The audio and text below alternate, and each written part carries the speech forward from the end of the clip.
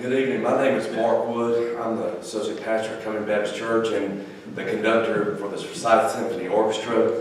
And I have the honor to come and get things started today, and looking forward to a chance that we can come and share stories and share our love for Christopher. It's been a tough couple of days, as well as been a very tough season during these moments.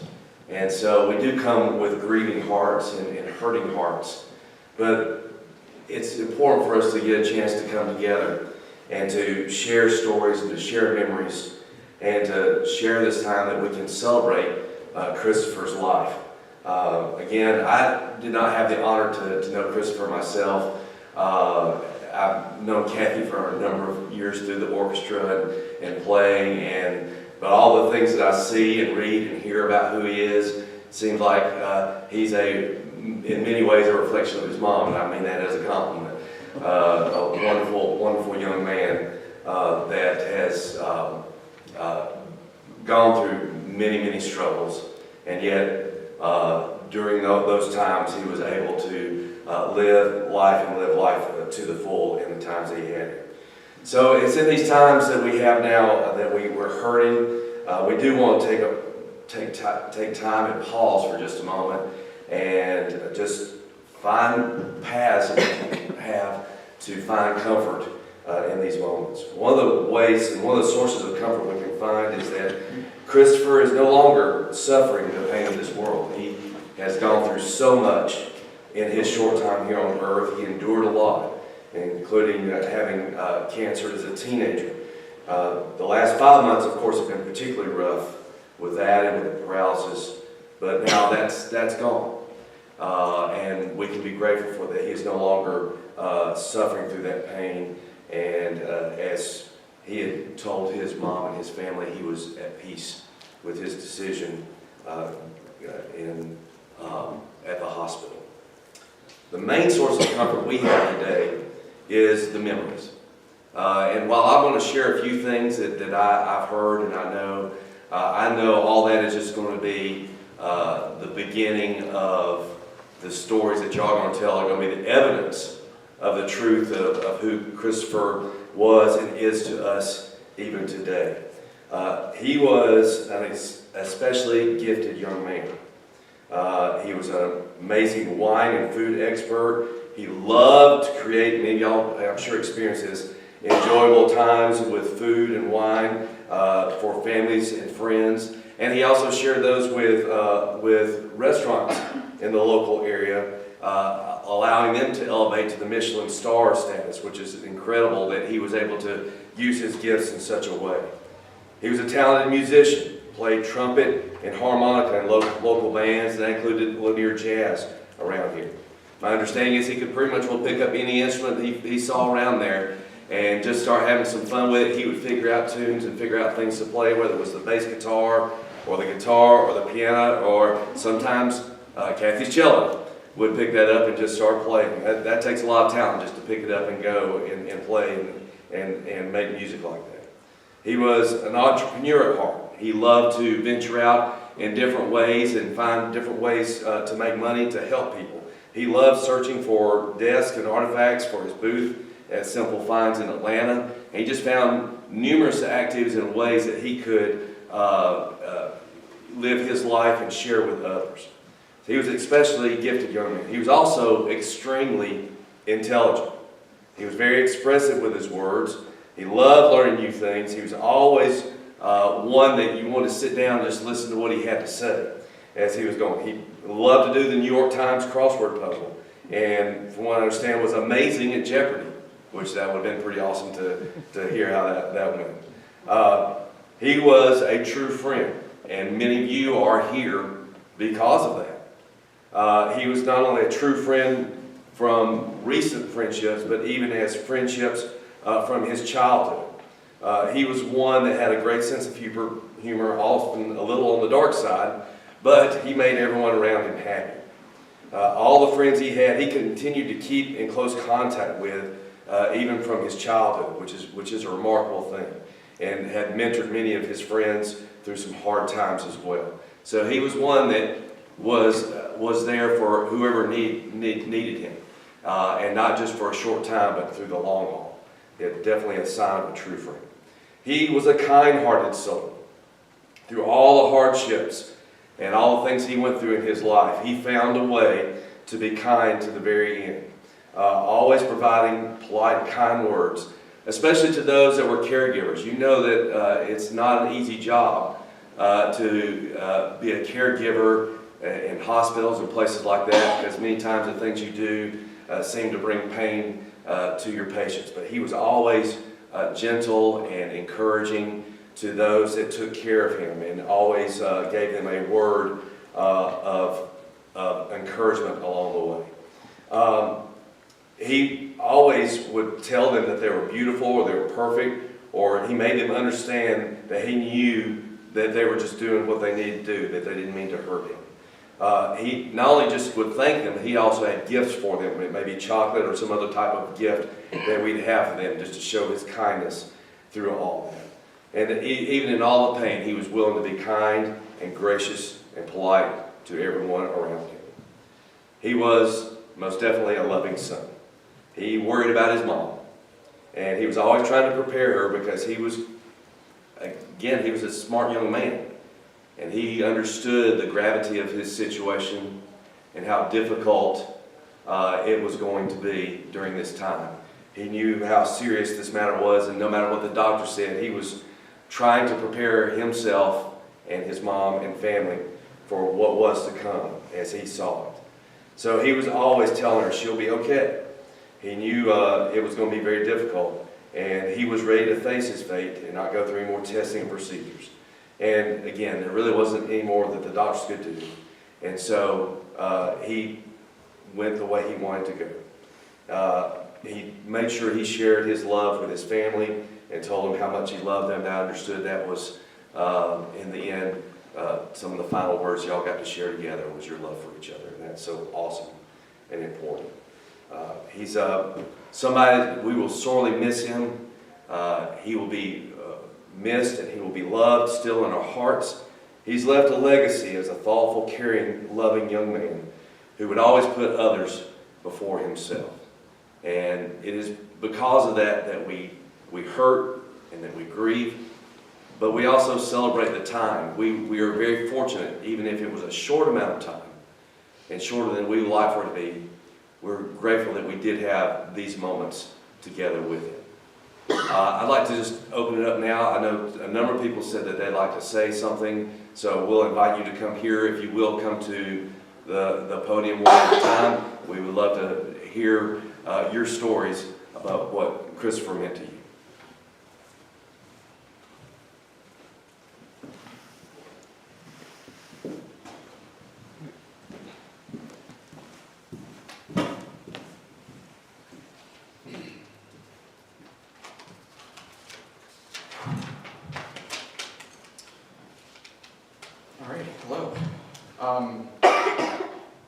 First, I would like to begin by saying my appreciation to the Lodge family for allowing me to speak here today.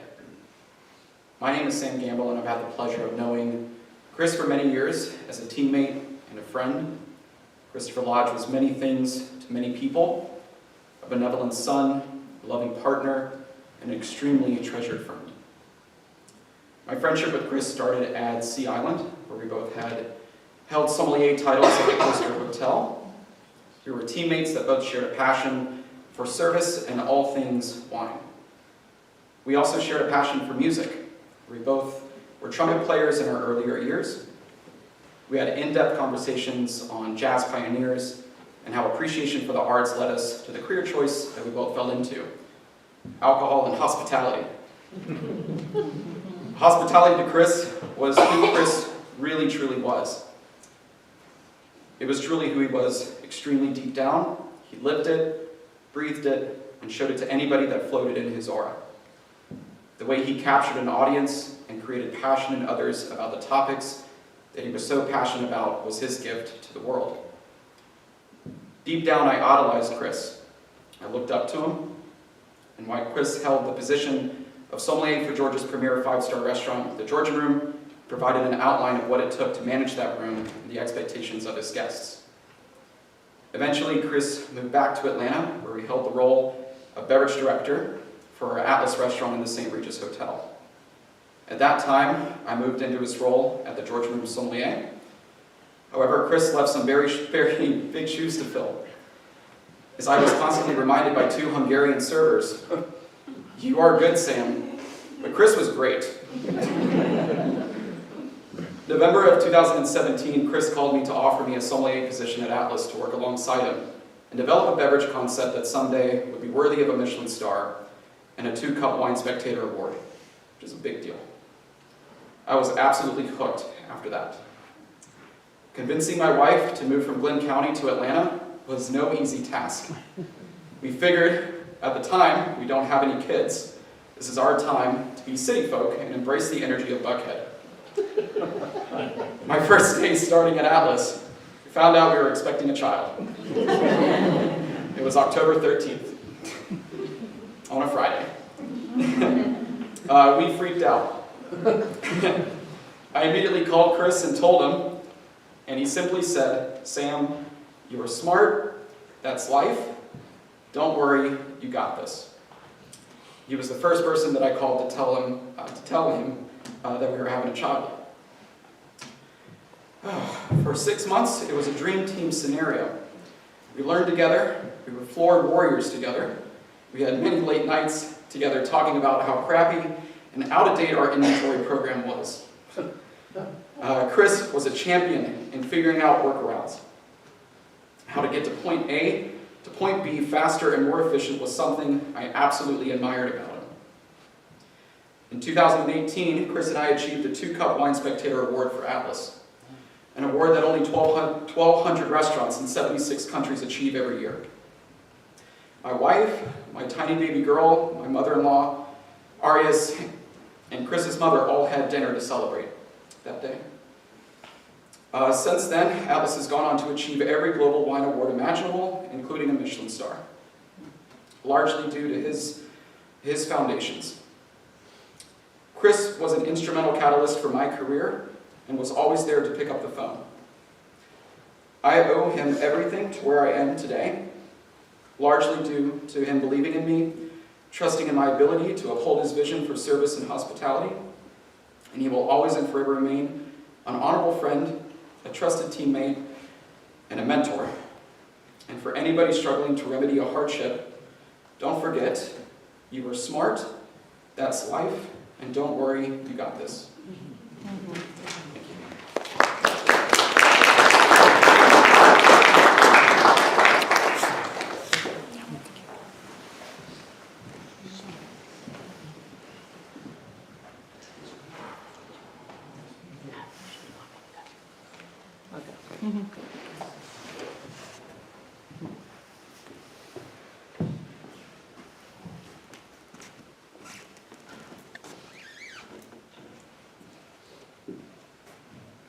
It's going to be hard to follow that. I didn't even prepare anything, but I do want to talk from my heart about Chris.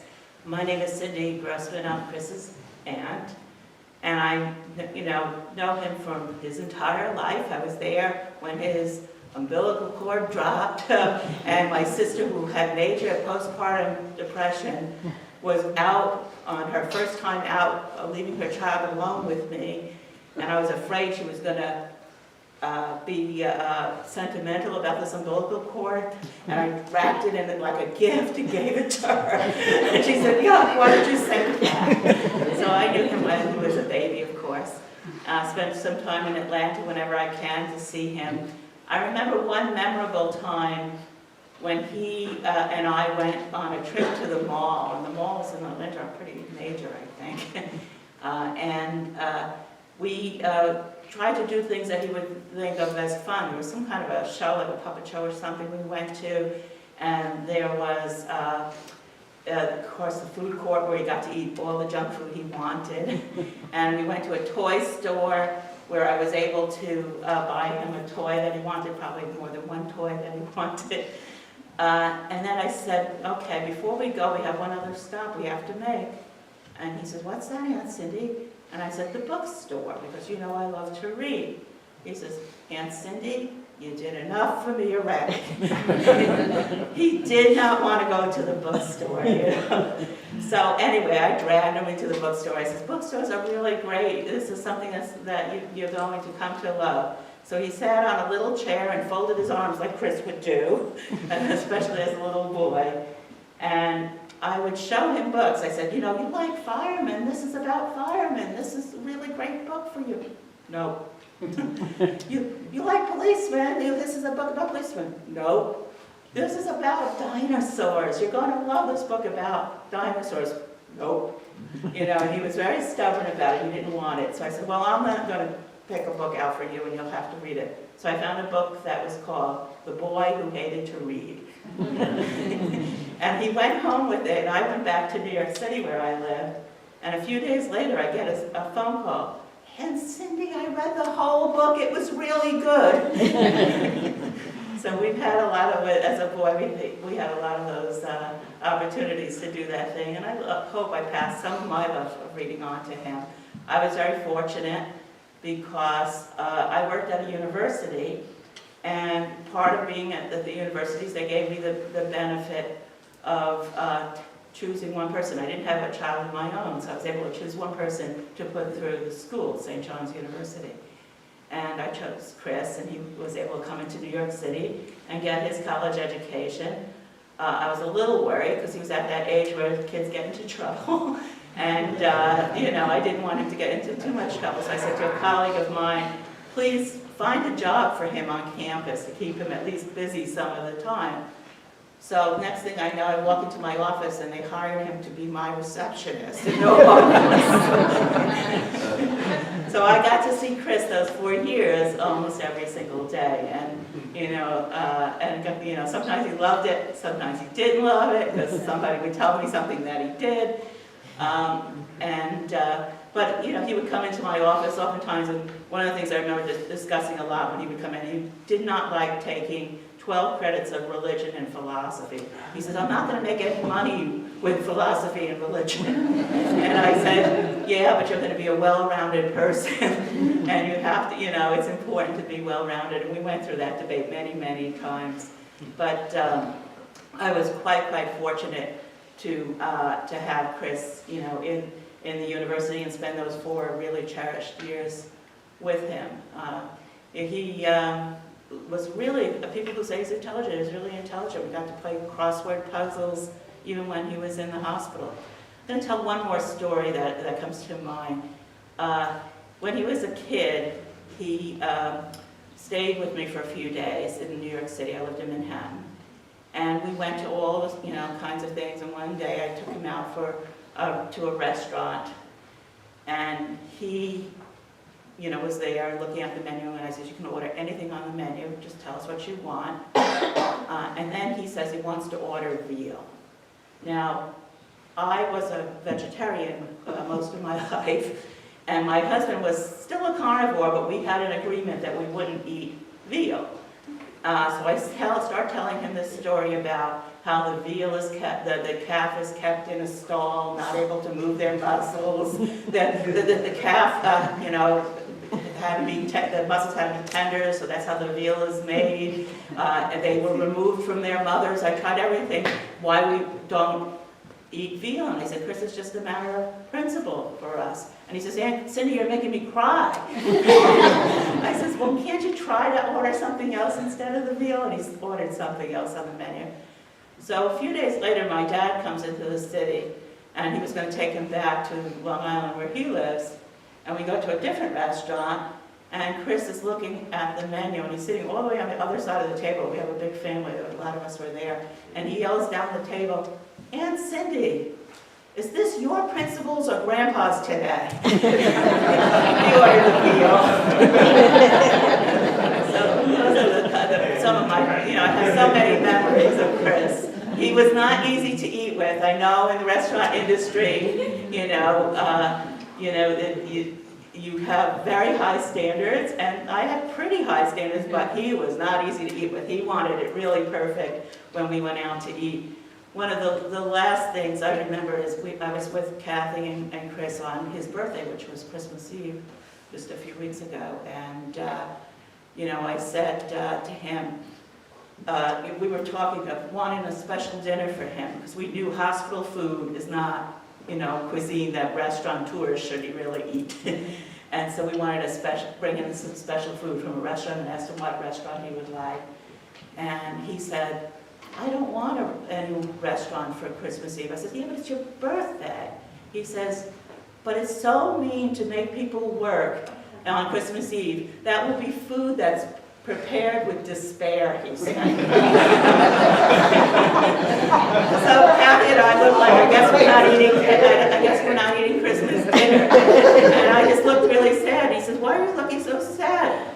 It's okay to follow your principles, we shouldn't follow my principles. And he actually said it, and Kathy looked at me, I said, he's remembering when he was a kid, We had that talk. So that's just some of the stories. I know I have about 9 million other stories about Chris, but it's so important for me to just share some of how I knew him before many of you did get to know him. So thank you for this chance. Yeah.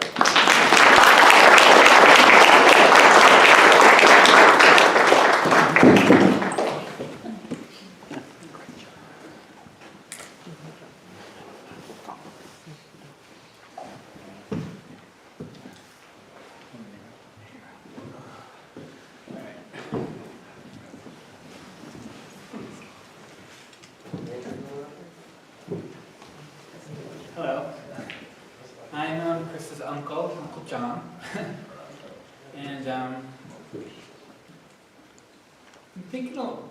obviously we've all been thinking the last couple of days all about Chris, and we've been thinking about his life. And I tell you, what I've been doing, besides thinking about all the memories that I've had, I've been going on over the internet, and I've been watching all his TikTok videos. And it's amazing. At first I thought, oh, maybe I should download a couple of those, get them off of TikTok so that we can save them. And then I'm like, oh my God, there's 350 of them. And then I'm watching them in hours and hours. I'm just going through the whole thing. And I was thinking, what type of a kid was Christopher? And I too known him his whole life. And I was thinking, he definitely didn't go through life. He didn't go through the beat of anybody else's drum. He had his own way of going through life. And he was happy at everything that he did. Even when there were bad things that happened to him, he was a happy kid. He was a happy adult. His whole life. He was able to take his life, and he was able to, no matter what was happening around him, he was able to have a good feeling about everything, and he made you feel good too. And I was very impressed, and I'm very proud of how he was, and I love him very much. A couple things that really were amazing to me is that he traveled around the world. He was able to do that by himself, and then to go around and see different cultures, which takes a lot. Becoming a sommelier, right, was amazing. That when he had an interest in something, he put himself totally into that interest. He just like with music and everything, he went fully involved with it. Lately, he was interested in computers, and he would call me up and tell me about, going through everything that he's going through, he'd call me up and he'd want to ask me questions about computer questions. And then, and I would, to get his mind off everything, I'd kind of give him like little assignments. And then he would post it on his GitHub thing in order to do that. But it's like, and then I started reading some of the messages that he posts on this, like a computer network. And I'm like, oh my God, he's doing like advanced things already that, trying to get his Microsoft certificate. And, for a kid who didn't take any classes in that and he's just learning it on his own, that was amazing to me that he could do that. But that's the kind of person that he was, is that he got an interest in something and he delved into it 100%. He was also a very feeling person. One thing, by looking at all the videos, it's amazing every time that I look at him, he had this kind of, I don't want to say devious, but he had this kind of like devious kind of personality of laughter. That he was like, he would say things in a little devious way, but then it'd be really happy. Really funny on how he would go about it. The way how we'd look at it would be kind of like from the side. So that was amazing. And I tell you, I love him very much, and it's amazing. Every time I would talk to him and on the phone, He's the kind of person, a lot of people don't not get this when you're on the phone, but when you're saying goodbye, he would always go, "Goodbye, Uncle John, I love you very much." And that's how he was. So anyway, very proud to be his uncle. And Catherine said to me before, she said, "Am I going to come here and say goodbye to him?" And I'm not going to say goodbye, I'm just going to say see you later. That he's always going to be with me. Okay? Take care.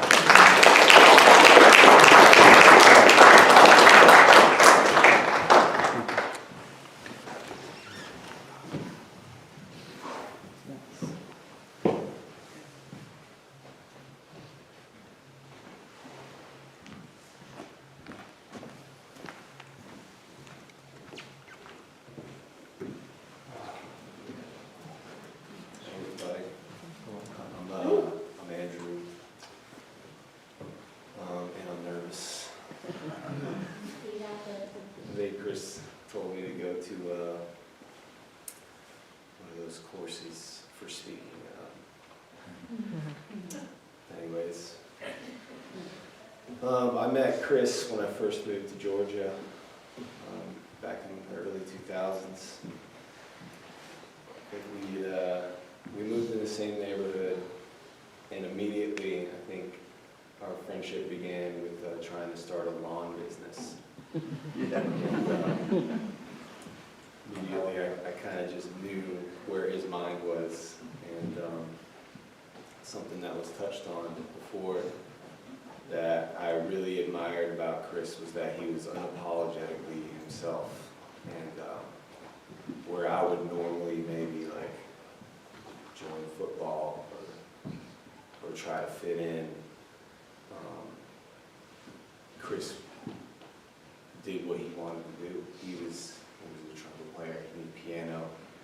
He would get interested in things that most people were not even thinking about, and it was inspiring. While I stayed in my lane, I looked over and admired him every step of the way, and it's a characteristic I admired of him forever. I was definitely not one of his good influences.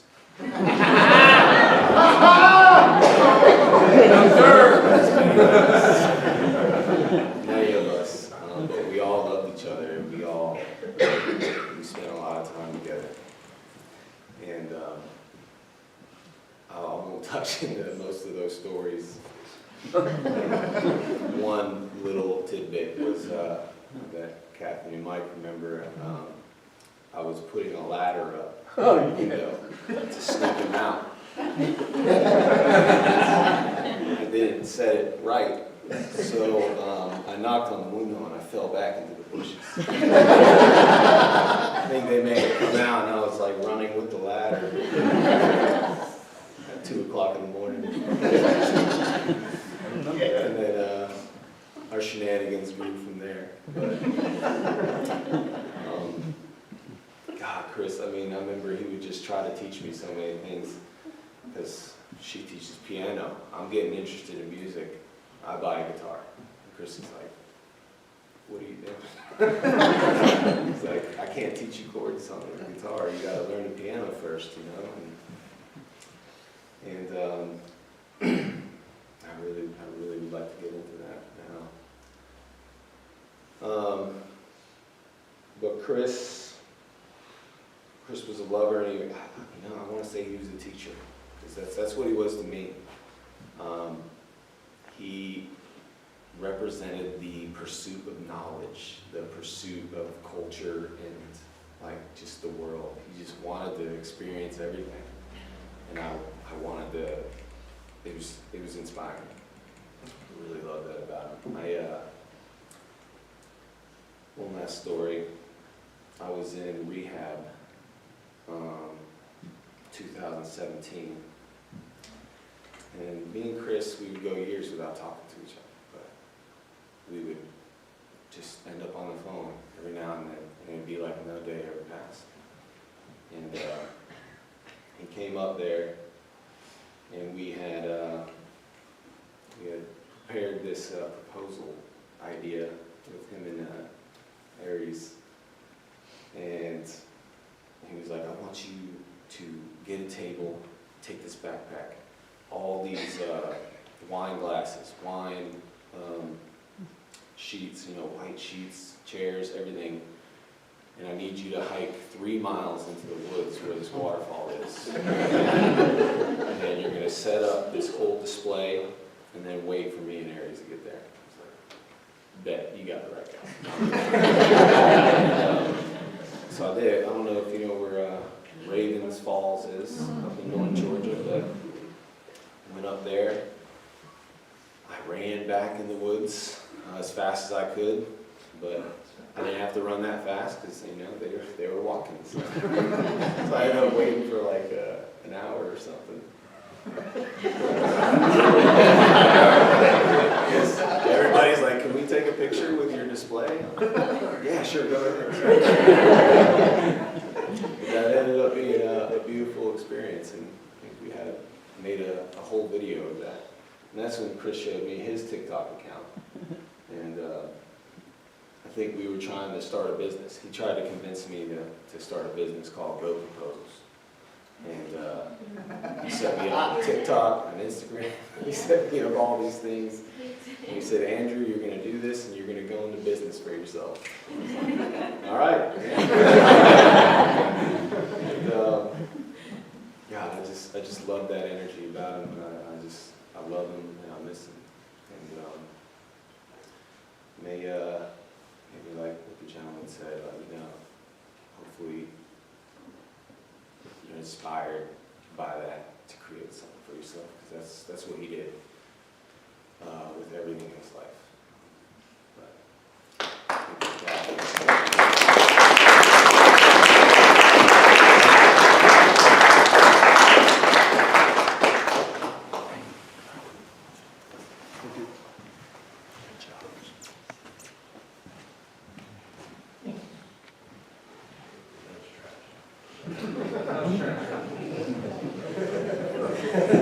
I still hold those proposals.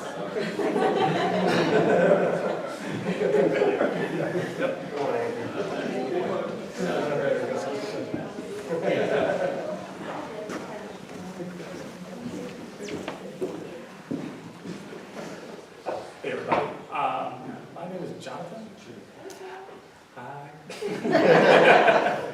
I got the pleasure of doing this, it's been almost 8 years now, give or take.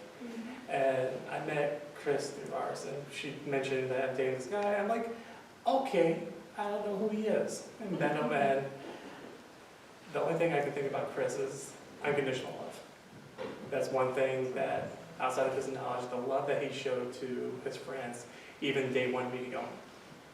He always embraced you with these open arms, that, like a gentle warm hug.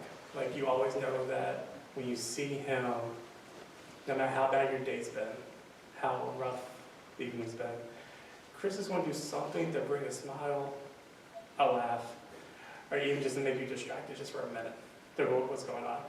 One of my favorite things that we did, one of the last trips that we did as a group before I moved, was that we went to New Orleans together back in October of 2021.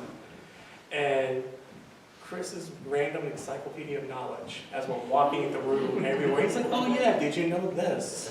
Did you know that? I'm like, Chris, when did you figure this out? He was like, I was up and I was reading. I was like, okay. But I think, when I got the message that a little piece of me just kind of died, I will say that. Like, Chris's unconditional love, I think he was probably one of the first 5 people I told I was getting married. Him and ours, like, hey, I'm getting married, I want you guys to be a part of it. Like, help us get through this. Because I had no idea what I was getting myself into. And on many occasions, I would text him, message him throughout the days, and it was always the warm embrace of, like, I always felt like I was bothering him. He was like, no, I'm here for you. The love is there for you, I want to be there for you. And not just as a friend, but as family. And,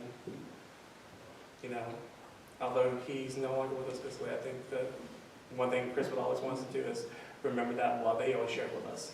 Like, no matter how our personal days are, be a good human and love everybody. And Chris, you're sitting here right in front of us. We love you no matter what. We love you unconditionally, and we will always appreciate the love that you showed us.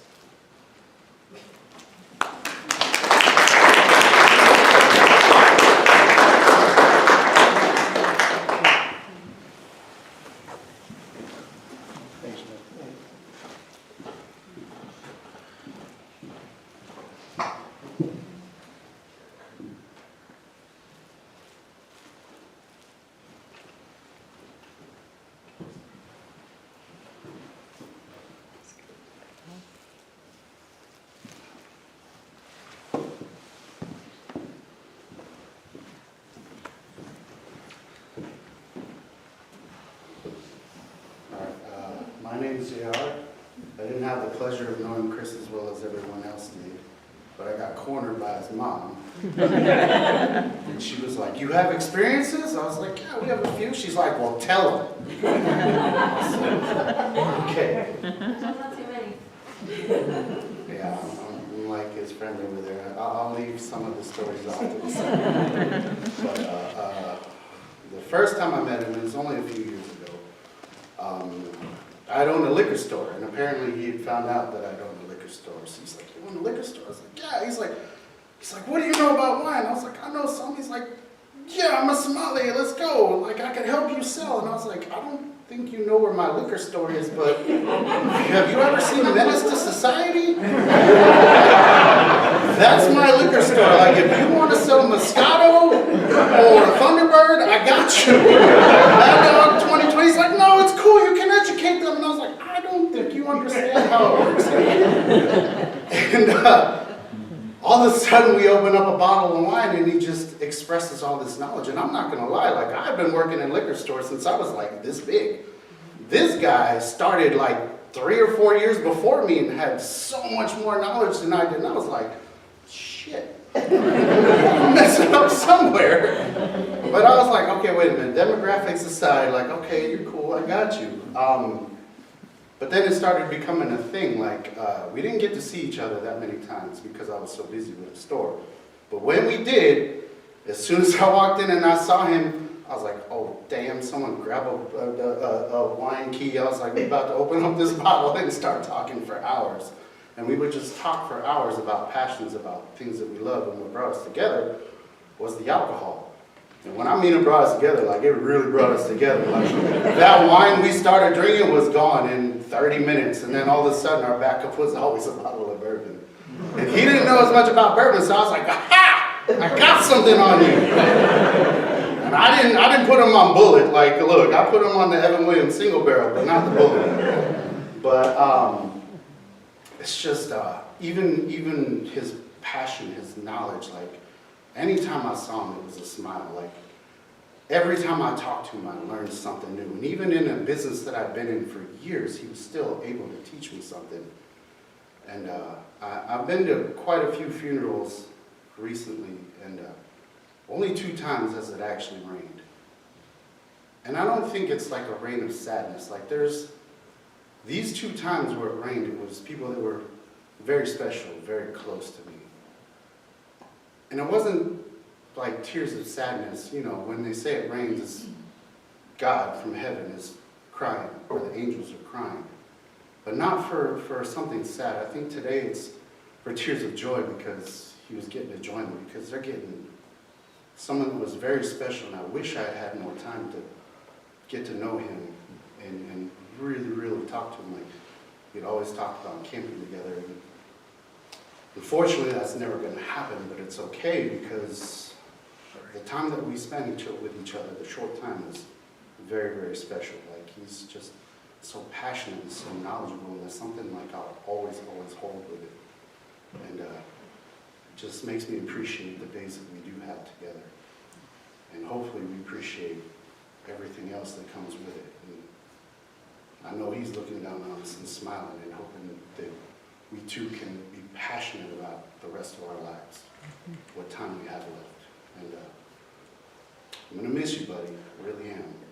And thanks for cornering me, because I was kind of scared to him, but I see now how he's touched everyone else, and I don't feel so scared to be up here, because that's something that you want to, to express to everyone else. If someone really touches your lives, even in a short moment, like, that's something to appreciate, not be sad about, but to celebrate. Yeah, he's gone way sooner than we thought of, but I'd rather spend a short time knowing someone that special than a lifetime without knowing someone like that at all.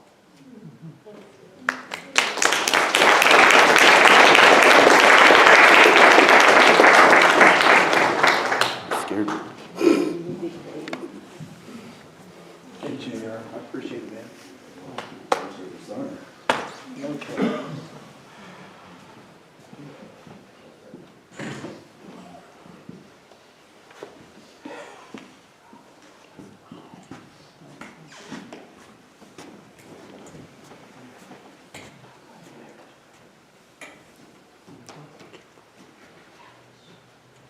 Hi, I'm Chris's dad, and I have to laugh because all of his friends spent every Friday and Saturday night down in our basement.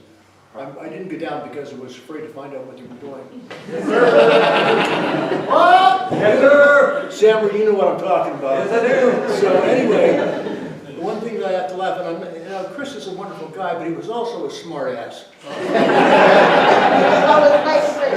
And maybe some of you remember the no smoking thing that you had in Northview. And, well, anyway, Chris lit a cigarette to be a wise ass, and he got caught and he got suspended. But other than that, you don't remember that? Yeah, I didn't apply to us. Didn't apply. We thought I didn't apply. Anyway, that was it.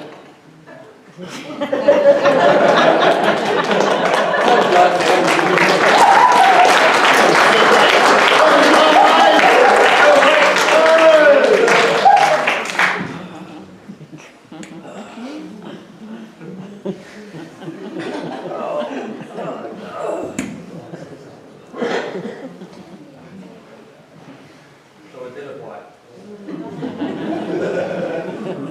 That didn't apply, but.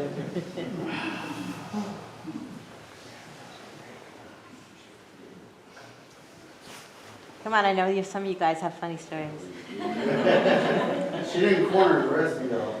I'm looking at you.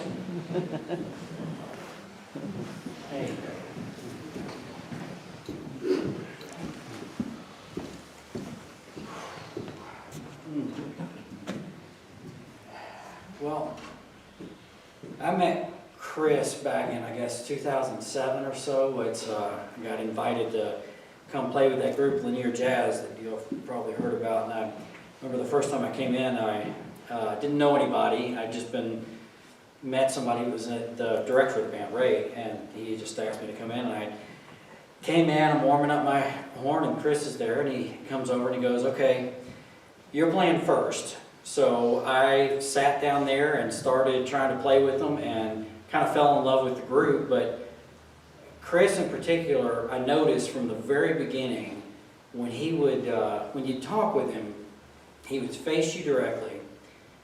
He'd look right in your eyes and he'd lean forward just a little bit, like he was just absolutely fascinated with whatever it was that you were saying.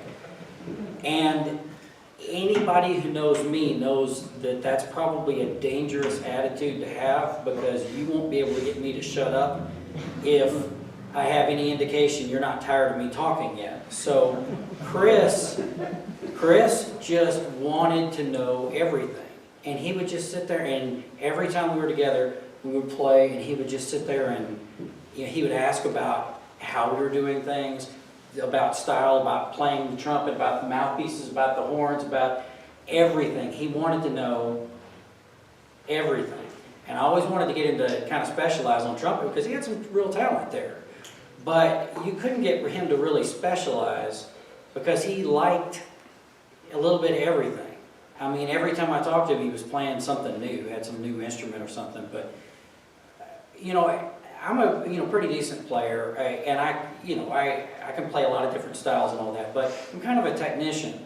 And the thing about Chris was he created music. He understood music. He had this ability. It would drive me nuts sometimes that I can play all over the horn, do all sorts of cool things, but he would play a solo out of nowhere, and it just sounded good, you know?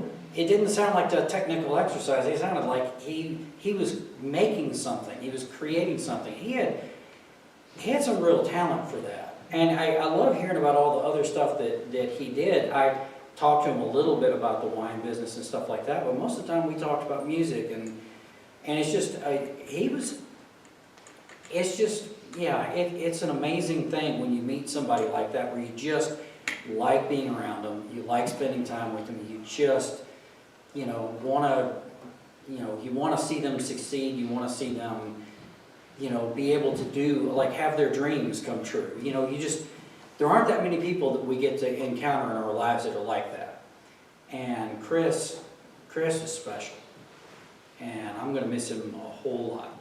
I know everybody in Lanier Jazz, every time, he wasn't there a lot later on, but because he was busy with all of his other projects. But whenever he showed up, whenever he was at a gig or anything else, man, it was just playing harmonica or doing the announcing or is that you, Santa Claus, or whatever it was that he was doing. He was, I'm going to miss him a lot. Thanks.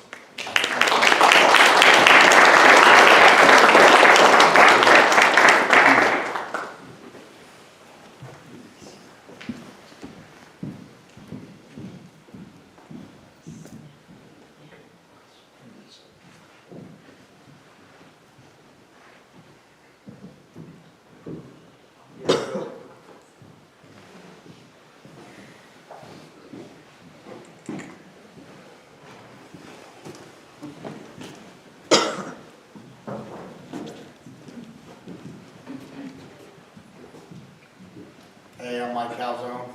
I've known Chris about 7th grade. Good friend of mine. Trying to keep together up here. I'm very sad. Love this dude to death.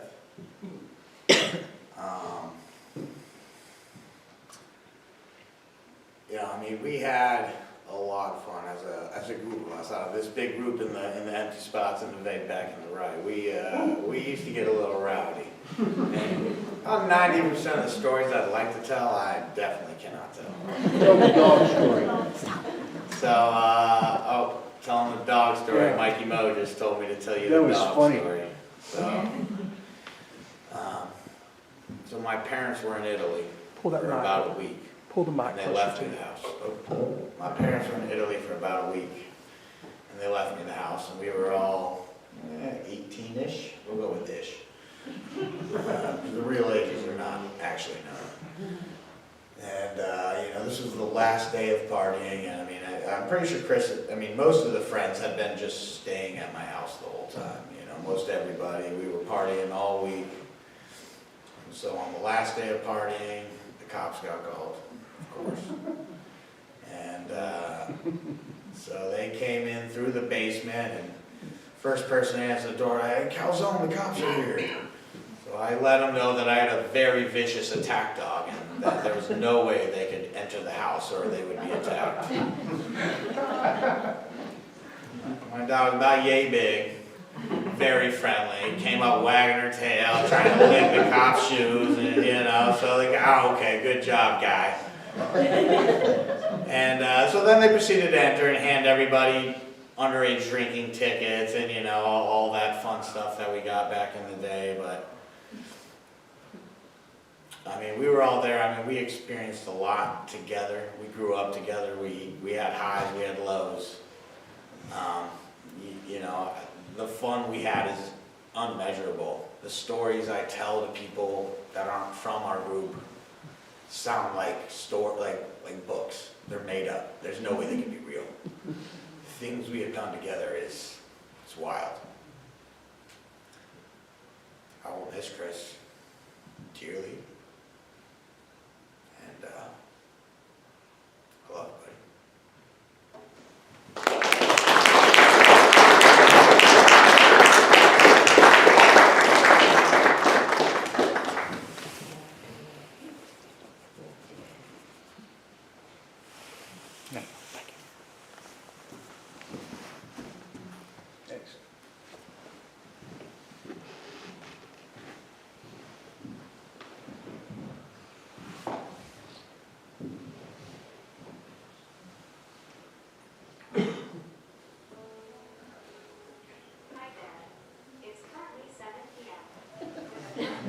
We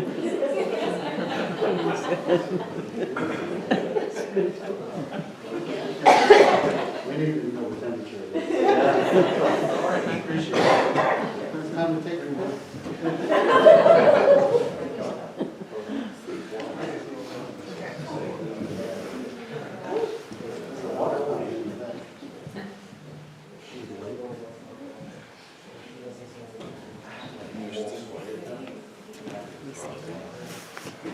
Hello, I'm Chris's Uncle Mike. So, obviously I've known Chris his whole life. I'm Kathy's brother. And sadly, I've been through this. This is my third time being through this in the last 3 years. Lost a nephew and my son-in-law. And, you know, to sit here and listen to Chris, everyone knows how wonderful he was and how loving he was. I hear him still saying, "I love you, Mama," you know. And you know, I know he loves Eris and Mike, you know, and it's a very difficult time. And, you know, to get through it, you know, just for me to even stand here, and I know I'm not the same person today as I was 3 years ago before all this tragedy happened in our family. So what I could say to everybody is thank you for sharing all your stories, but I could say that what we have from Chris is the love that he gave everyone, and the memories he gave us all. And I could go through 100 memories of Chris and in my head, just all those things, and you miss those things. But I do remember when he was passing that last day, and he was on the ventilator, and he came off the ventilator, and the first thing he saw was he gave me a kiss, like this. He said he loved you, and we loved you, Arius, and that's Mike, I know that. And what we need as a family, the most important thing is to keep these memories alive. And so once this is all gone, and you know, Kathy and Mike and Eris by themselves, you know, they're going to need you. You know, I live in New York, and I'll be here as much as I could, but they're going to need all the people that love Chris to keep him alive for us. And you know, I just want to say thank you for everybody for sharing those stories. And I love, you know, I love my sister and all you guys. Thank you.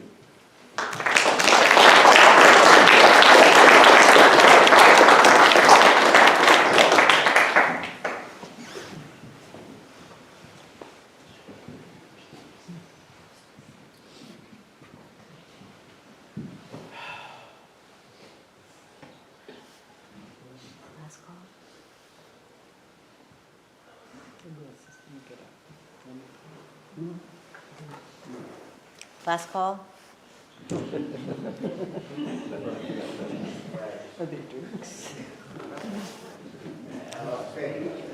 I want to thank you all for sharing your memories about my son.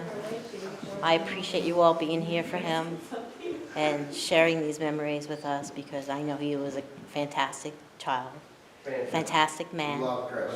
And I love him deeply, and I'll miss him deeply. And my brother's right, I need you guys to help me keep these memories alive. And come around and keep me occupied, because I'm going Basement to... open for us. We're gonna throw more poker games over there? We're gonna hold one this weekend? And I love you guys too, and I appreciate you being in his life. And We love you too. thank you so much. And thank you for being here tonight. Thank you, everyone.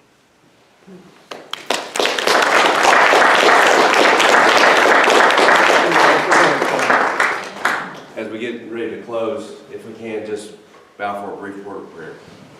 Kind and gracious Heavenly Father, you're amazing, and we thank you even in these difficult times, Lord. And it's my prayer right now, Lord, that you'll just reach out, Lord, and bring comfort and strength to all that are hurting here, Lord. Help us to keep these memories alive. Help us to embrace each other. Help us to come around each other, Lord. And thank you for bringing us together in these moments for what we've shared, Lord. May that not end tonight. May we continue, Lord, with that. And Lord, give us the strength as we move forward from here. And we thank you in your Son's name, Jesus Christ. Amen. Amen.